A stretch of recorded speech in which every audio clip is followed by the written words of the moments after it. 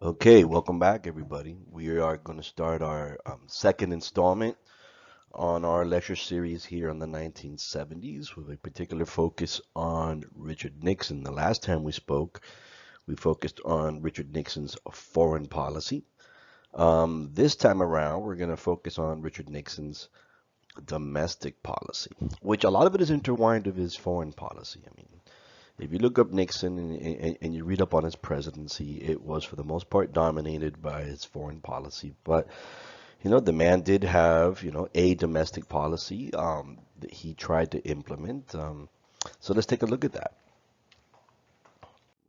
We already discussed in the previous PowerPoint the 1968 election and the conditions that existed on the ground that brought Richard Nixon into the presidency. He wins. He wins. Um, to no surprise, because of very real inner divisions in the Democratic Party, number one. Number two, he demonstrates that middle America, small town, rural America, the older voters were not really on the same page as the counterculture, as the anti-war movement, as the Black Power movement. These folks, as vocal and visible as they were in the media, when all cards are put on the table and it's time to vote, simply did not have the numbers. Did not have the numbers. Who did have the numbers?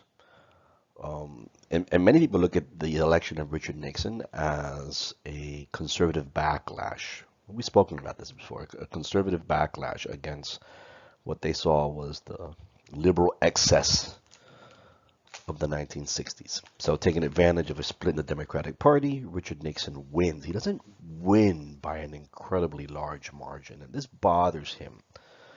He's aware of this. He's cognizant of it, and he's going to spend the next 4 years trying to design a clearer path to a guaranteed reelection.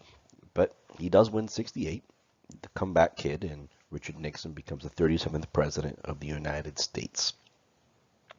And you may notice by that series of dates, hey, mister, that's more than 4 years. You're right. He serves one term. Spoiler alert, is reelected in 72, but I'm not going to spoil this one. We're going to find out later on why he does not get to serve and complete his second term. And there's a famous picture of Richard Nixon shaking hands with Elvis Presley. We're going to discuss that one at the end of today's PowerPoint. And another picture, I guess a moment of awkwardness. Richard Nixon's relationship with the African American community is a complicated one.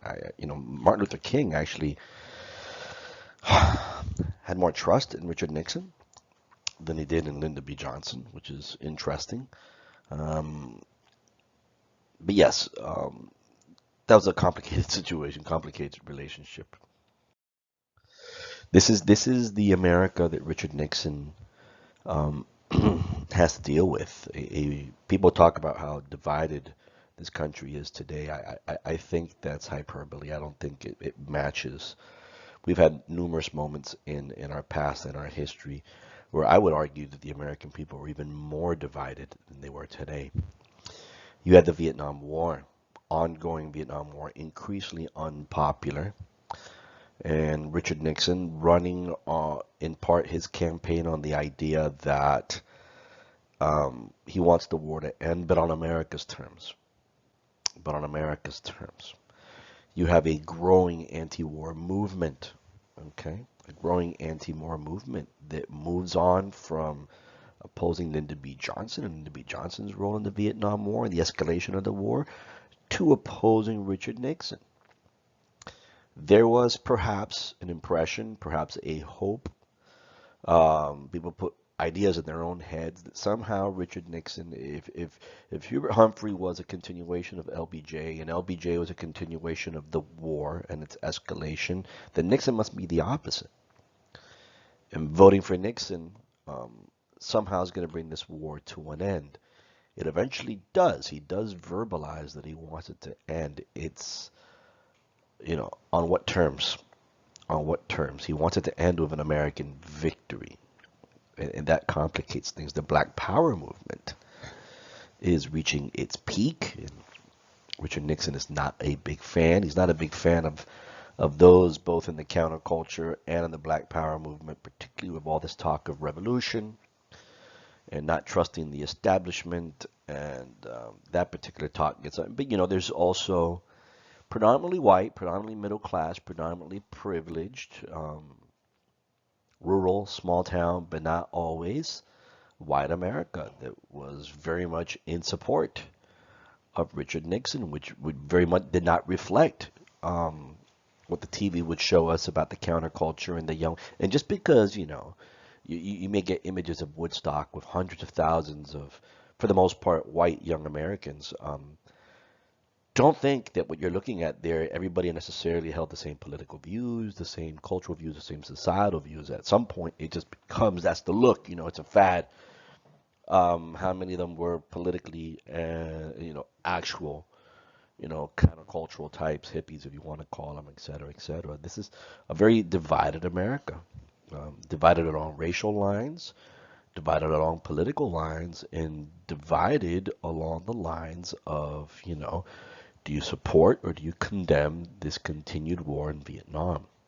And that is the America that Richard Nixon inherits, for the most part, from Lyndon B. Johnson.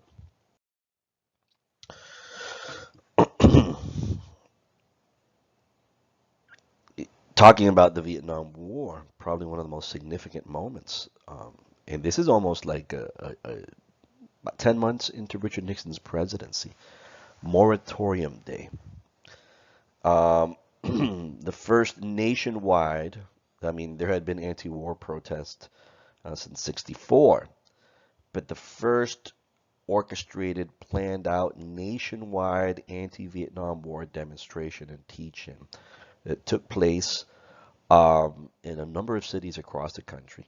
Hundreds of thousands of demonstrators, some claim even to the millions, showed up in Washington, D.C., in Chicago, in Detroit, in Boston, in Miami to put pressure on Richard Nixon. It had almost been 10 months since he came into office.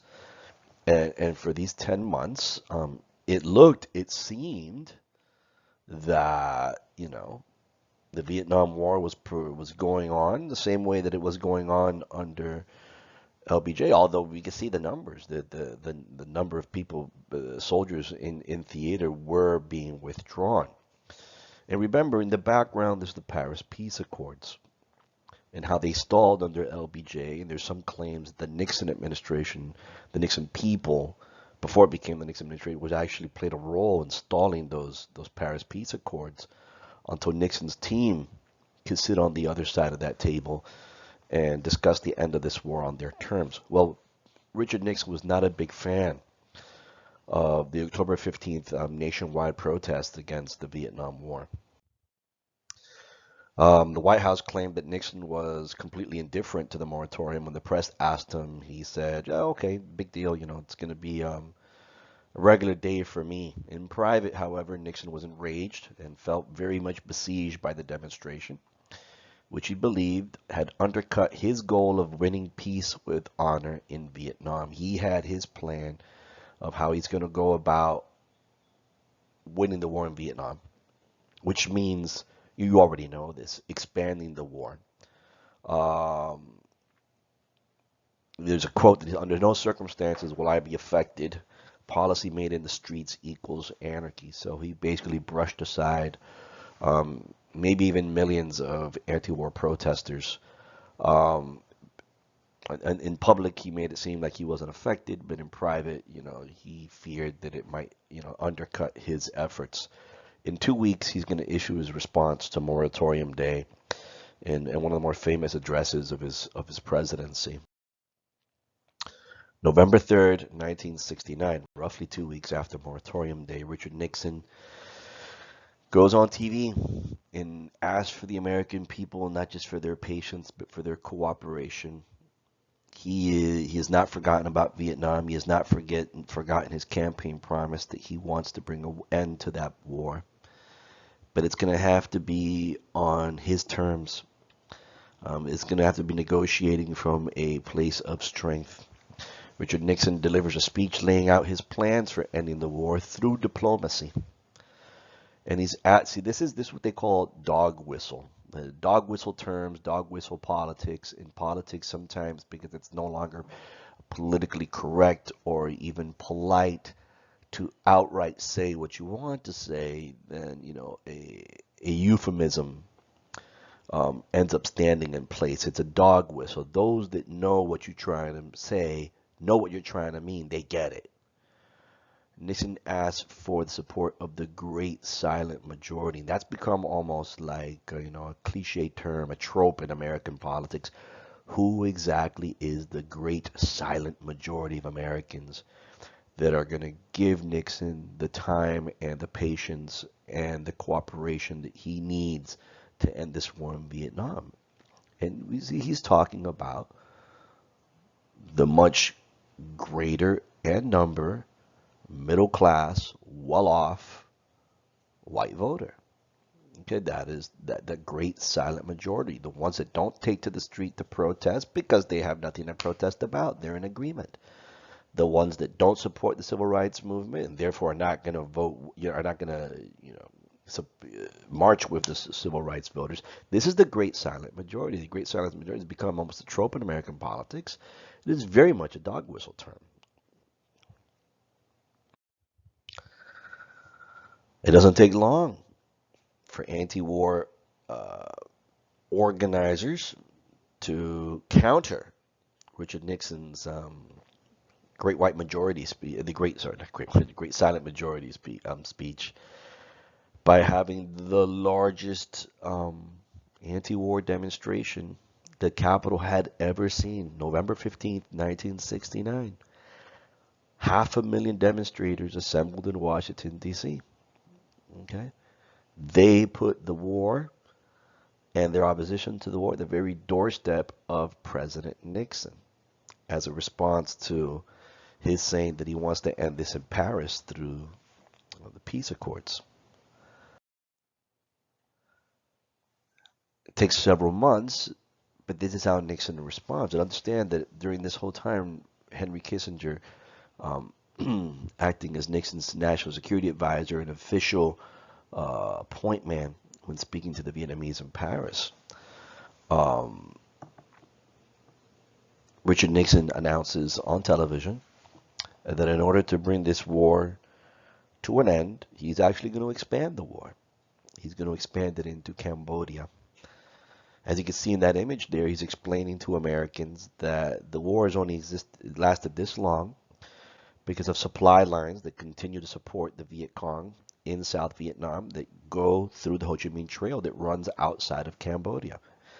If the United States begins to expand the war into Cambodia to directly address the Ho Chi Minh Trail, they will be able to sever the enemy supply lines and force the North Vietnamese to end the war um, because they no longer could afford to fight it.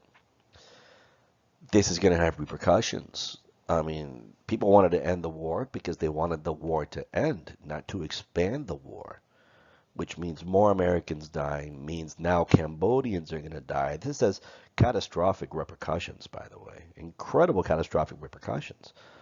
And we've already discussed this when we discussed Vietnam. When Richard Nixon expands the war into Cambodia, it destabilizes, it eventually leads to the end of that government that was in place.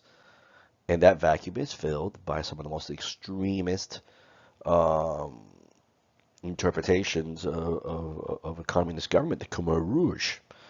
Um, and that's going to add to even more killing in that country. And don't take away from the fact there already was a secret CIA war going on in Laos throughout this time.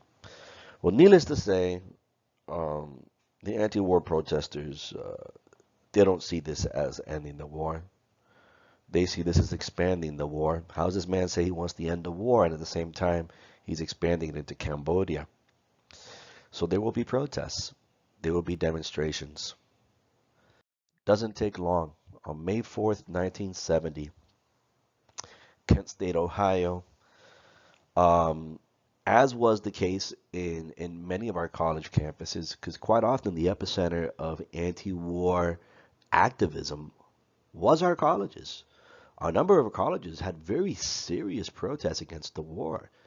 Okay, sit-ins were staged, teach-ins were staged, occupations of administrative buildings, of buildings in the university became commonplace throughout the country. Columbia University was one. And protests at the grounds of the university. I mean, we see this, Berkeley is pretty much the one that set the trend in the early 60s. So there was a protest at Kent State, Ohio, the Kent State University in Ohio. And in this case, the National Guard was called out because the administration of the university didn't want to protest there. And now things are starting to take another step. Um, National Guardsmen decide that in order to end the protests, which the students did not want to end because they felt they had a constitutional right to protest against the war and protest specifically against Nixon's expansion of the war into Cambodia, the National Guardsmen opened fire on the protesters, killing 4 and injuring several others. Okay. And this is one of a number of occurrences that happen within months of each other. Jackson State University, a very similar occurrence is going to happen several months later. At another community having to do with a segregated bowling alley, also the same thing. Law enforcement took actions into their own hands and ended up with the killing of protesters. This is how far that now it's come to that point. Left in this and right in this country are so far apart from each other that now they no longer share, a common humanity. They actually see one another as somehow less than human. And when you see people that you disagree with, um, you know, whatever that divide is, black and white, rural or urban, educated, non-educated, young, old, when you begin to see the other side as somehow less than human, less worthy than you are, then it's really easy to cross that line. I mean, that's the whole point of propaganda. Wartime propaganda convinces people to look at the other side as less than human. In this particular case, our politics brought us to this point. Okay? When those National Guardsmen see those protesters as less than human, okay, it becomes much easier to pull that trigger. That's exactly what happened. And the crazy, the parents of those students were getting letters from people referring to them as bad parents and that their children were dirty bums that deserved to die. And nothing happened to the National Guardsmen. No justice whatsoever for these 4 students. And this just shows, the divide, how bad it had gotten. How bad it had gotten. And it continues. A couple of days later, in New York City, a protest is staged by a number of students at New York City Hall, not just to protest Nixon's continuation of the Vietnam War, but also to protest what happened in Kent State and the Nixon administration's silence. Its silence about the killing of those 4 students at Kent State. Now, here's a little side note that you need to know about. The mayor of New York at this time was actually a Republican who would later switch on to the Democratic Party, John Lindsay. 4 days earlier, when he heard about the killing of the students in Kent State, he ordered the flags at New York City City Hall to be flown at half-staff. This angered many conservatives, many Nixon supporters, many people in law enforcement because they saw nothing wrong with what happened in Kent State. And they took offense to the mayor ordering the flags flown at half-staff. And so, of course, if it happens today, it happened back then.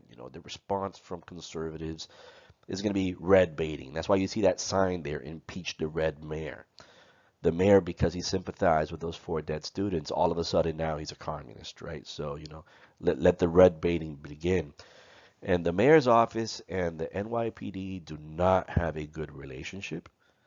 They would openly boo and hiss the mayor whenever he would show up. They basically said that they didn't want the mayor going to any funerals or any official functions of the NYPD. And in response, the mayor opened up a corruption investigation that ended up with a lot of cops, corrupt cops losing their jobs. But back to the hard hat riot. A lot of people look at this moment is, this is, was it Nixon's election in 68, or was it this moment that the right actively and physically lashes out against the left of this country? 200 construction workers were mobilized by the New York State AFL-CIO. Labor unions, because of the purging of the left that happened in the 1950s, ended up being pro-worker and yet at the same time very anti-left, very conservative organizations, very right-wing sort of populism. Well, the head of the New York State AFL-CIO basically got 200 construction workers to attack 1,000 college and high school students and others who were protesting the Vietnam War and the Kent State killings. And the police stood by and did nothing. Nobody died, but several people were injured, and a whole lot of eyewitnesses of the fact that the police did nothing while the construction workers were attacking first protesters, but then later on bystanders. And again, no repercussions were felt. We mention this because this says something about the temperature of the country at the time. The temperature of the country at the time over these various fault lines that had emerged, young versus old, liberal versus conservative, and the Vietnam War. A couple of days later, in fact, the next day, Richard Nixon does probably one of the most unexpected things in his presidency. Apparently, he's very distraught about, the news earlier that week out of Kent State, very distraught about what happened in New York City the day before. He can't sleep. Apparently, the guy early in the morning gets a Secret Service together and decides to go to the Lincoln Memorial.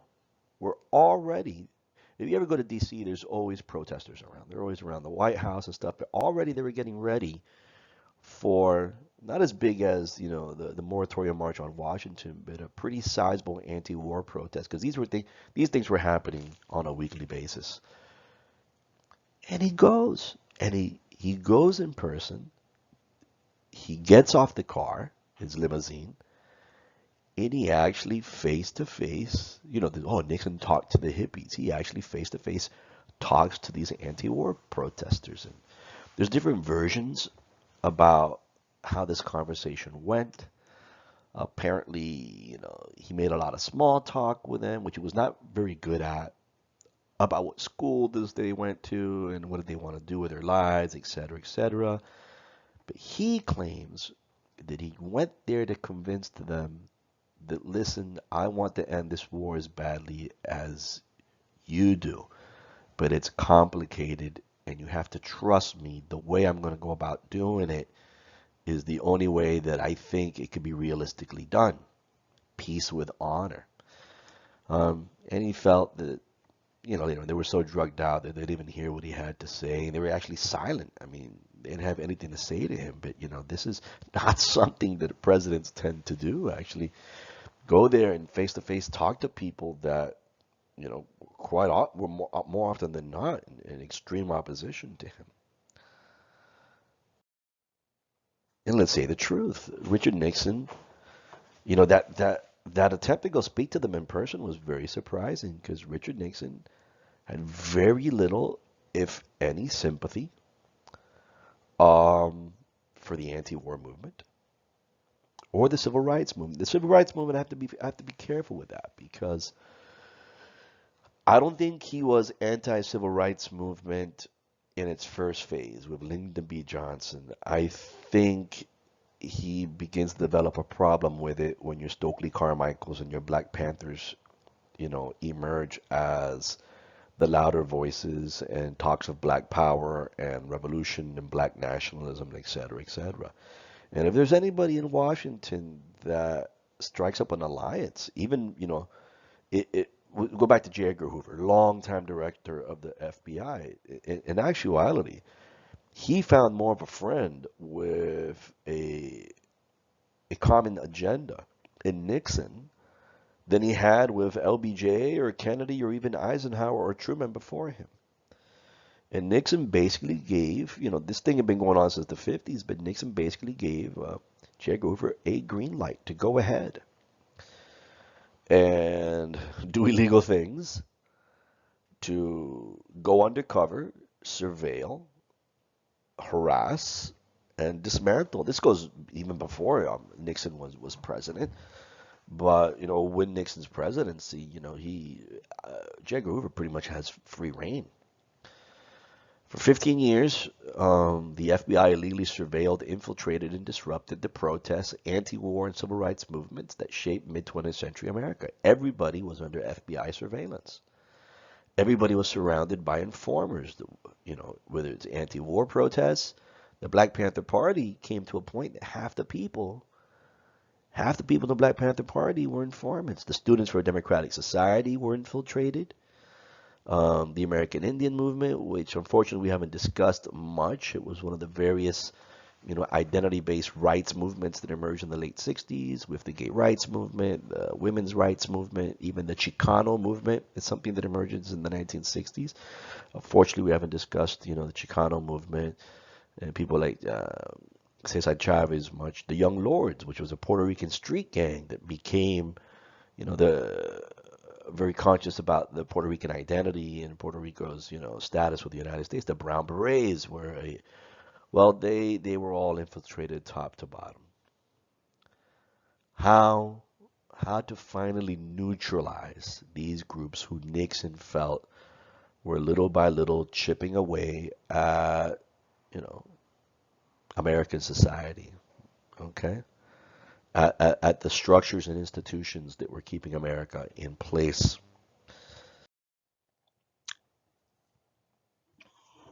Many people look at this, okay? The drug war. We've spoken before in class. Listen, it's nothing new. There was an opium crisis after the Civil War that extended all the way to the early 20th century. Um, there were early the Harrison Drug Act attempted, the Food and Drug Act attempted to regulate many of these dangerous narcotics, and through regulation get them out of the market. Through regulation discourage use. Also thanks to the introduction of other pharmaceuticals that did a better job of alleviating pain without um, addiction.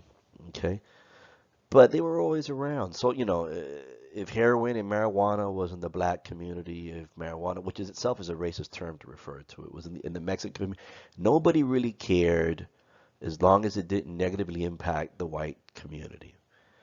You know, maybe marijuana, was in the black community and cocaine was in the black community, during the jazz period, but only when young white children begin to be affected by this.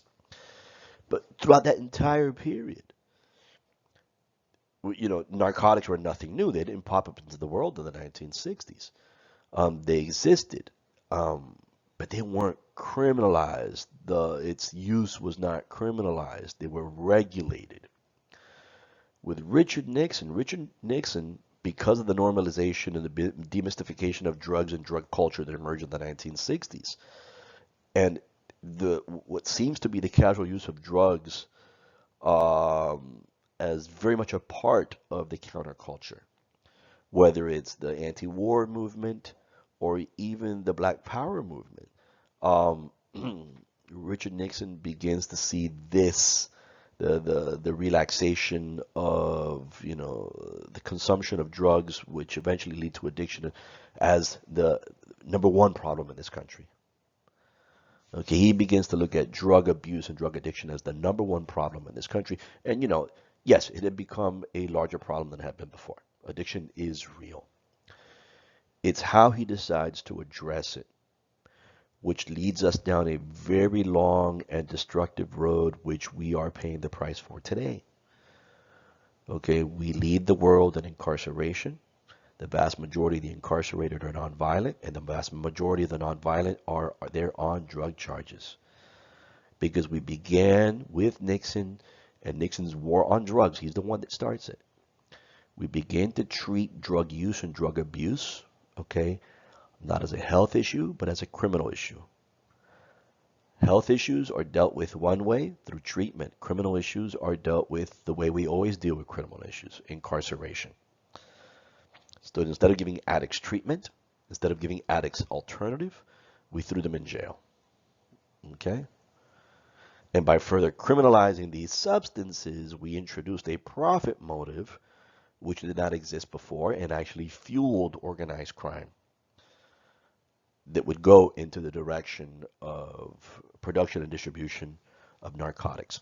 So it's actually two sets of laws that kickstart Nixon's war on drugs. The Comprehensive Drug Abuse Prevention and Control Act of 1970 and the Controlled Substances Act, which is actually Title II of the above law that was added in 1971. The CDA, PCA would essentially take all the pharmaceuticals on the market, okay, legally or illegally produced, and divide them into 5 schedules. Controlled, okay, these things are controlled. They're going to be regulated by the U.S. government. You know, Article 1, Section 8 of the Constitution, the Commerce Clause gives the government the right to determine, you know, what was legal commerce, what could be legally, you know, sold and bought and sold, and what could not. I mean, that's where it derives its power from. So, 5 schedules of drugs, potential of abuse. Okay, Schedule 1 being the most dangerous. And depending on what schedule you fell into, the federal government, you know, it would regulate and restrict and even, you know, penalize. The Controlled Substances Act would give the government the legal framework to control and prosecute the manufacture, distribution, and abuse of controlled substances. So that's where you go towards the criminalization of drug use. Right? So he's the one that actually coined the term the war on drugs. His predecessor had a war on poverty. We're going to wage a war on drugs. We're going to fight it the same way that, but you know, there's other layers to this. There's other layers of intent. I mean, to most American voters, you know, that very much bought into the appeal of law and order. Yes, we need law and order in this country, and yes, we need to do something about the growing drug crisis in the 1970s. Yes, we had once again fallen into a very serious heroin crisis, particularly in the black communities. Later on, we will find out much of this heroin was coming into the United States, into our black communities, through Vietnam, one of the world's largest producers of opiates. The hidden meaning here. Well, from those 2 laws, the Controlled Substances Act, we're going to get the creation of a new new law enforcement agency, the Drug Enforcement Administration, whose job is going to be to do just that: intercept and prosecute, identify, intercept, and prosecute the production, distribution, and use of narcotics as they are defined in those 5 schedules of the federal drug laws that came into existence once this war on drugs began. I mean, that one picture you see, that's Timothy Leary finally being arrested and sucked into the court system for his distribution of acid. Nobody touched him from when he was with the Merry Pranksters until now. Now, with the creation of the Drug Enforcement Agency, because of those laws, now they could go after him. And you have to ask yourself, well, did this war work? Did it actually diminish and minimize? And was there a fading away? On the contrary, it got worse. It got worse. So what was the hidden meaning? And we got this from John Ehrlichman, who was a counsel and assistant to U.S. President Nixon during an interview he gave not that many years ago. And the topic turned towards Nixon's war on drugs, which, by the way, Reagan would take years later and make even more insidious, and years, up to today, we're still dealing with that situation. What was really behind Nixon's war on drugs? Well, Richard Nixon, just to read out the quote, says, you want to know what this is really about. Nixon had two enemies. Nixon had a list of enemies, but Nixon had two enemies, the anti-war left and black people. I don't know if that's overstating it. Okay. We knew that we couldn't make it illegal to be either against the war or black. But by getting the public to associate hippies with marijuana and blacks with heroin, and then criminalizing both heavily, not just marijuana and blacks, but in the minds of people, criminalizing counterculture anti-war types, criminalizing black power types, turning them into the enemies of the great silent majority. It was much easier to dismiss them, okay, and deal with them, okay. We could disrupt those communities, and they did. The anti-war movement, the counterculture, fell apart in part because the media began to link them to marijuana. Because of that, the points that we're trying to make, it was easier to dismiss them. Blacks were being linked to the, to the heroin crisis. Because of that, it was much easier to dismiss them and the Black Power movement. And little by little, this is how these two groups are basically neutralized. Okay, this comes from an actual advisor of Nixon's inner circle. Did we know we were lying about the drugs? Of course we did. But these laws were a way to eventually neutralize the two most threatening groups that Richard Nixon felt were a threat to his presidency and to the status quo, the establishment of this country. We're just going to end this with this one slide. December 21st, 1970. It's a very strange story. Elvis is in town in D.C. and he sends he has a letter delivered to one of the Secret Service men in Washington D.C. It's from Elvis. Elvis would like to, if possible, have a private audience with President Nixon. And he's going to be staying in a hotel, and he's available. So the next day he gets an invite to go visit President Nixon. But it's like Richard. It's a photo op. I mean, Richard Nixon, did not discourage this. He wanted to be. He knew that he had a popularity deficit. He wanted to be popular. He wanted to be, liked. So he invites Elvis. Elvis makes like the craziest request. Elvis asked President Nixon to make him a special drug agent. He wants to be a special federal agent with a badge and everything. In Elvis's words, the drug culture, the hippie elements, the SDS, Black Panthers, they don't consider me as their enemy, or as they call it, the establishment. I call it America, and I love it. And he expresses his willingness to help President Nixon in any way he can to deal with these groups who he feels do not love America. He never becomes a federal agent. In irony of irony, this guy dies on his toilet having overdosed on prescription drugs. And so that's it. That's going to be the end of this particular segment. We are going to continue with Richard Nixon's domestic policy next time I post a video, which will be next week. And remember, there is a short quiz at the end of every PowerPoint. So we'll talk next week.